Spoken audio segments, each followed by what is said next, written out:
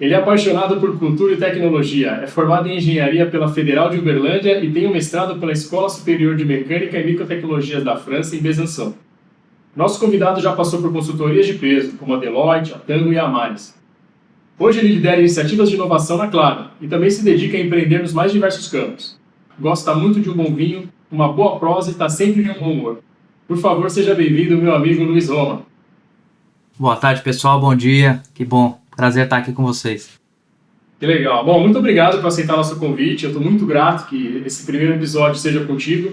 Bom, Roma, segundo matéria da CNN Brasil, foi veiculada no dia 27 de janeiro de 2021, foram vazados para a Dark Web um conjunto de dados pessoais de mais de 200 milhões de brasileiros, incluindo foto, renda, documentos e score de crédito. Ele é considerado o maior e mais grave vazamento de dados da história do país, tem sido amplamente comentado entre os profissionais de segurança, mais recentemente pela mídia. Em outra matéria, no Olhar Digital, ano passado, dados pessoais, incluindo dados médicos, de 16 milhões de brasileiros foram vazados por conta de credenciais que não foram criptografados, que davam acesso a sistemas de saúde do Ministério da Saúde, dos quais o Hospital Albert Einstein tinha acesso para desenvolvimento em conjunto de um projeto, e essas senhas foram deixadas no repositório do GitHub sem criptografia. Para se ter uma ideia, segundo os dados da Serasa em 2019, há uma tentativa de fraude com CPF no Brasil a cada 17 segundos. Minha pergunta para você, Roma, é o seguinte: por que um vazamento tão sério não foi compreendido com a devida proporção pelos brasileiros? Estamos nós dando pouca importância para dados pessoais na internet?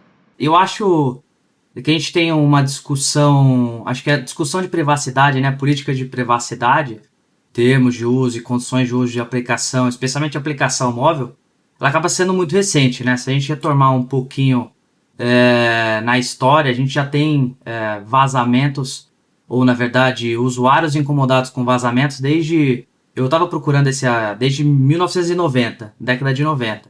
Eu achei um negócio muito legal no Wikipedia e que depois é afirmado por vários outros jornais. Lá em 94, olha isso, a gente está falando de quase 30 anos atrás.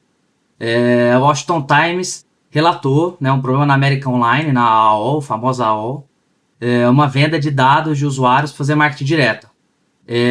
Em 97, 3 anos depois, a gente vê a AOL revisando termos de uso e alguns meios de comunicação, tipo a CNET, News e outras companhias naquela época, acabam escrevendo um pouco sobre isso, e isso faz não sei se você lembra, Renato, acho que é da nossa época, isso faz com que os usuários façam um movimento de flodar fóruns, né? Isso é o começo da internet, vamos dizer assim. E aqui pra gente, vamos dizer, no mundo ocidental, na Europa, GDPR em 2016, LGPD aqui no Brasil, acho que começo de 2018, né? É uma discussão muito nova, né? Então, tanto a parte de tecnologia quanto a parte de negócio, as empresas e as instituições públicas ainda estão trabalhando de uma certa forma para poder se adaptar e entender como que funciona o regulamento sem também atrapalhar um pouco a livre concorrência, né? Primeiro, obrigado por me colocar na mesma época que você, tá? O grande público, né, o público em geral, você sente que as pessoas têm acrescentado maturidade ou ainda a gente está muito longe de uma maturidade em massa do ponto de vista do real peso que tem os seus dados pessoais? Cara, eu acho que a gente está evoluindo bastante em termos de sociedade, os negócios puxando, especialmente nesse momento que a gente está vivendo de pandemia, porque a gente está muito mais digitalizado, né, muito mais conectado. Que nem eu comentei, tem uma história muito grande do uso de dados para negócio, para monetização de negócio. A parte psicológica, sociológica da coisa, ela vem sendo discutida há muito tempo. Tem um livro que eu gosto muito, do Jaron Lanier, de 2009, que discorre sobre você não ser um dispositivo, né? Você não ser um ativo de monetização. Depois tem um TED que ficou muito famoso 2 anos depois, em 2011, do Elie Pariser, descrevendo um pouco de como funcionam os movimentos de bolha em rede social e agora, então quer dizer, a gente está vindo de um meio totalmente científico, acadêmico, né? E agora, em 2019, a gente vê uma democratização dessa informação, né, ou desse contexto de discussão para a tela, né, no Netflix, com os famosos títulos Privacidade Hackeada em 2019 Dilema das Redes 2020. Então acho que a gente tem conversado um pouco mais. O WhatsApp, aquele acontecimento que a gente teve no início desse ano, no início de 2021, com um termo de aceitação, com uma interface bem simples, bem pragmática, aquele plot da pop-up quase do tamanho da tela do teu celular, te trazendo para discussão, te trazendo para, olha, eu quero te contar, eu quero o teu consentimento, mas eu também quero te contar um pouco do porquê eu preciso dos seus dados. Eu acho que isso está vindo mais pro público geral, assim, para a massa, né? A gente sai de uma camada de discussão muito em empresas que praticam tecnologia ou entidades regulamentadoras e agora cai um pouco mais para a sociedade, acho que civil no geral. Mas você acha que a LGPD e GDPR também tem impacto na sociedade como um todo? Assim, tem impacto porque o primeiro momento que você impacta empresas ou corporações que estão praticando o fino dos negócios, você tem pessoas ali, comunidades que também esbarram no tema, que vão conversar com suas famílias, vão conversar com seus amigos, vão provocar essas discussões. Eu acho que o que aconteceu agora com o WhatsApp nesse último mês, eu pude reparar muito próximo a mim, e talvez tenha sido a primeira vez que isso tenha acontecido, grupos de forma geral, aí dentro da família, no trabalho, com amigos, discutindo sobre, peraí, existem aplicativos que estão usando realmente os nossos dados, existem corporações que estão de alguma forma comercializando, o que não é ruim, mas essa discussão sobre a troca, né, de serviços, a gente de algum lado fornecendo algumas informações para que as coisas tenham mais, os produtos e serviços tenham mais capacidade, mais performance, mais otimização, mas em troca eu estou fornecendo algumas coisas que eu abdico um pouco da confidencialidade. Acho que esse tipo de discussão é uma discussão muito importante, que está acontecendo como consequência também de regulamentação, né? Mas foi uma onda, eu vejo tendo acontecido os dados lá, que nem eu comentei em 94, de uma adaptação dos termos de uso da AOL, e a gente ter tido a regulamentação de Lei Geral de Proteção de Dados na Europa em 2016, você tem um pouco de inércia, né? Um movimento de inércia. Como ser humano, a gente tem um certo delay, não o ser humano em si, mas como sociedade, né? Um certo período de adaptação de como que vai ser o nosso próximo paradigma. Eu acredito que o nosso próximo paradigma vai ser com essa proteção de direitos fundamentais de informação também. Essa aproximação do público em geral do Facebook para trazer um pouco mais dessa discussão, o empoderamento do usuário. Bom, eu sei que meu dado está sendo compartilhado, mas eu não sei por que exatamente. Enfim, por mais que uma pequena parte da população tenha 100% próximo de entendimento, a gente sabe que a grande maioria não tem. Você acha que mais ao lado da proteção total do dado do usuário, ou pelo menos de uma regulação mais firme em cima do dado do usuário, ou dessa relação como se fosse uma relação de cliente e provedor de serviço? Cara, eu tendo a acreditar que a gente está indo para a primeira direção como humanidade. Eu gosto mais do ponto de vista de proteção aos direitos fundamentais de privacidade, mas eu acho que isso vai depender muito de como... Eu acho que o ano 2020 foi um ano muito peculiar porque a gente sofreu algumas consequências, a gente teve alguns acontecimentos muito importantes na nossa história, né? Então acho que vai depender de como a gente vai reagir nos próximos 5 anos em relação a isso. A gente vai querer proteger a sociedade de alguma forma, porque a gente acredita que esses modelos de negócio baseados em monetização de transação, monetização de atenção, está atrapalhando a nossa evolução como sociedade e tecnologia.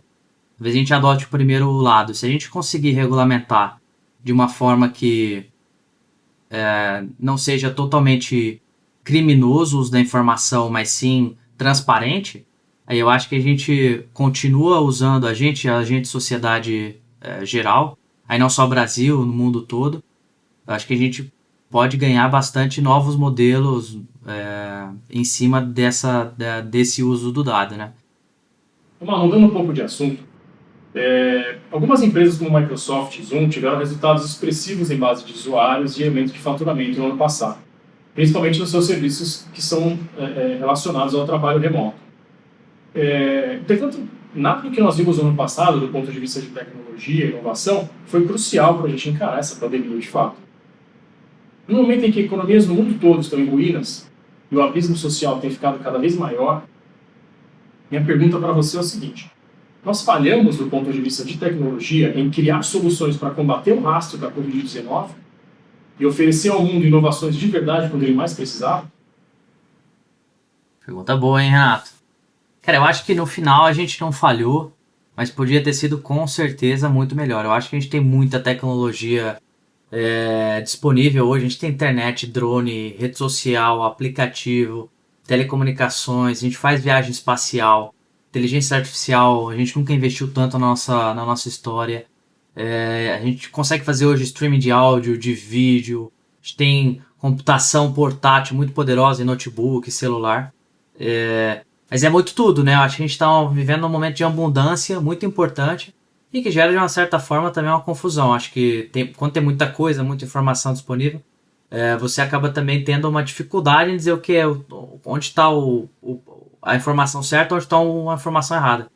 Eu tive até uma conversa recentemente com um grupo de amigos e eu ouvi que algumas pessoas tinham ainda uma dificuldade em entender onde e como fazer a busca certa pela verdadeira informação.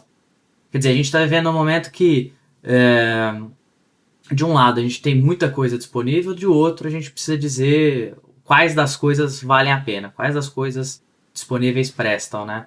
E também, em paralelo, um mundo que desafia a verdade, ou talvez um mundo pós-verdade. Todo mundo tem uma opinião, as pessoas... O que é bom, né? Não é ruim, mas que é difícil de tratar em plena pandemia, né? Em pleno momento em que a gente precisa focar a energia e convergir esforço para sair de um momento ruim. Eu acho que poderia ter sido bem pior. Eu acho que a gente conseguiu usar bastante tecnologia, mas visto tudo que a gente tem de plataforma, a gente poderia ter possivelmente feito coisas bem mais rápido. Eu não falo de vacina, mas de comunicação, de centralização de informação, atingir os públicos da forma certa, do jeito certo, no segmento correto. Eu acho que a gente tem muita capacidade que talvez não tenha dado tempo da gente colocar em aplicação. Mas você acredita então que apesar de tudo isso temos construído um legado tecnológico para a próxima geração? Ou, quem sabe, para a próxima pandemia? Eu acho, com certeza. Eu acho que a gente construiu um negócio que talvez tenha sido a primeira vez. A gente é muito acostumado, o ser humano muito acostumado com a reação ao risco, né? Com a aversão à mudança é uma reação ao risco não planejado. Então, o que aconteceu dessa vez, em 2020, foi que aconteceram muitas coisas ao mesmo tempo, muito rápido. E a gente precisou desenvolver e acreditar no que a gente estava experimentando num período de tempo ainda menor. Então, eu acho que esse ano foi um ano que a gente aprendeu a reagir rápido a coisas dessa magnitude, né? E magnitude global. Talvez tenha sido a primeira vez que todas as gerações passaram por um negócio tão parecido, né? E, bom, eu sei que você tem trabalhado em alguns projetos pessoais ao longo de 2020, né, do ano de pandemia, até um pouquinho antes. Conta um pouco para a gente desse processo que você teve aí, dos projetos que você trabalhou, esse processo de criação em torno desses projetos e os outcomes deles também, o que vingou, o que gerou, como é que está cada projeto desse. Fala um pouquinho para a gente. Poxa, amigo, valeu, obrigado. Eu comentei contigo em outros momentos. Eu usei esse ano, a gente está falando de pandemia, de tecnologia, eu usei esse ano como tive um mantra de cuidar psicologicamente de mim. Eu acabei entrando nos projetos diferentes do que eu costumo fazer. E me inscrevi nos programas de startup, programa de hackathon, de datathon, etc. Eu me inscrevi em alguns deles, entrei em 3, um que chama 3DS Program, que é um programa de startup no Texas, um que é o AIS Big Data das Nações Unidas, e um que foi o Data Care que é puxado pelo Einstein, liderado pelo Einstein. Mas tem Amigo H, Abrale, tem outras entidades que estão junto no desafio.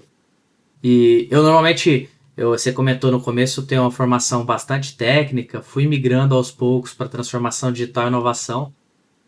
Mas o meu trabalho sempre foi beneficiar ou colocar o meu conhecimento em prol ou de uma empresa ou de algum movimento, de algum contexto. Né? Facilitar, ajudar a criar dinâmica. E eu olhei essa oportunidade de 2020 de testar isso para mim. E eu quis exercitar o contrário do ócio, eu quis exercitar o meu tempo livre. Eu sabia que ia ficar muito tempo em casa e foi bom demais, cara. Foi bem legal. A gente conseguiu ganhar, montei alguns grupos diferentes. A gente conseguiu ganhar alguns desafios, fomos para as finais de outros. E eu acho que o mais importante, aí de tecnologia, de dados, o mais importante acaba sendo a tua disposição de mover a inércia, né? O que você está fazendo e que faz há bastante tempo empreender, colocar empresas de pé, mudar mercados, é uma prova disso, né?